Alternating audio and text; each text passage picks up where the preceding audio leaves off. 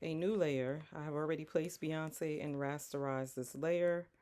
Let me just have my layers up. We're going to rename it Beyonce because we want to be able to identify our layers. Beyonce. Boom.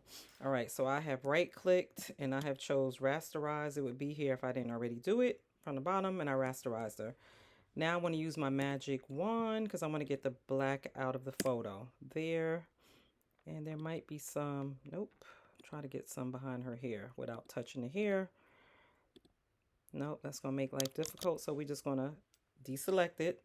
You can make the person bigger by doing Control D to get out of it first. Let's Control D and let's Command T. So if you want to enlarge or small, Control T is your shortcut, but I'm on a Mac, so it's Command. So I can make Beyonce the bigger person if I want to.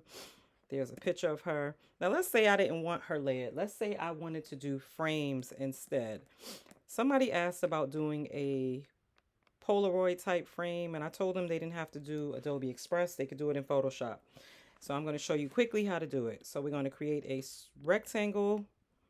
I'm going to draw it wherever I want it. Let's say I want it narrow because a Polaroid is usually like narrow. Or you can do a perfect square if you just want to do a picture frame for whomever. And so I probably shouldn't have taken the background off of her. So I might I might undo that. All right, so here it is. I'm going to make it a little rectangle-ish. I'm going to take the fill out of it. I don't want any fill. And instead, I would like to have a stroke that is white. And I'm going to fix the size of my stroke to make it bigger like a Polaroid would be. So that's part one of it. And that might be a little too big, but that's part one of it. Part two is, let me bring this down some. And you can leave it like that if you just wanted to put a regular picture frame and drop the picture on in it. Part two of that would be to create the bottom part. If you want it to look like an actual Polaroid photo, you would make another little square down here or a rectangle down here. And that would be no stroke on that one. And that one we would fill white. So now I have what looks like, if you've ever seen them, this is kind of how they look. And the picture is outside of the white, within the burgundy area of it. So the picture would be in here.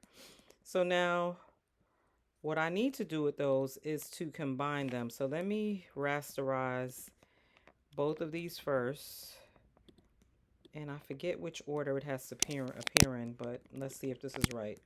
Oh, let me lock all the other layers because I don't want those to be merged in what I'm about to do. So I'm going to, it's not letting me do the text, but I'm going to lock everything else. Well, that's the other one that I did before. Lock it and lock it. So everything else is locked except the last two. So I am going to try to merge what's visible. No, didn't like that. So I am going to, I couldn't remember which one it was. So let's do it again. Merge layers. And that one takes these two. So what that does now is it made these two one layer, but I had to lock everything else to do it. So now let's see that, let's say there was a photo of Beyonce that I wanted to place. Let's create a new layer here. I'm not going to use the one that I did because it's going to look weird behind it. But let's say I didn't want to clean up the picture. You could do File, Place Embedded, and I'm just going to take this image and I'm going to resize it and make it fit. And then I'm going to show you how to merge those again. The goal is to not have anything. You can group it. Now Beyonce is in a group. Let me rasterize this picture. So now I can just take these two and say right click and where's my group option? New group. B and frame. So now these are in. They're not merged. They're not flattened. But they are in. I guess they are kind of. They are in here. Oh no, it didn't do it. I guess what I should have did. Let me delete that. Let me see if it'll let me merge it this way. Merge. What did we just do? Layers. So now this is now one layer. So I can move it around. I can resize it. I can do Command T and it'll resize the whole thing. I can rotate. I can do whatever I want to do with the image now. So now let's say I wanted to put her name on this one. I don't know if I still have the same font. I do. BEYONCE. Make it way smaller.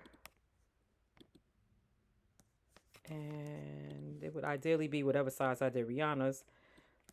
And I can also do Control T here and resize and rotate. So there is something else you can do with that. And you can also apply your effects to the text like I did on the Rihanna one. I think I did bevel and emboss.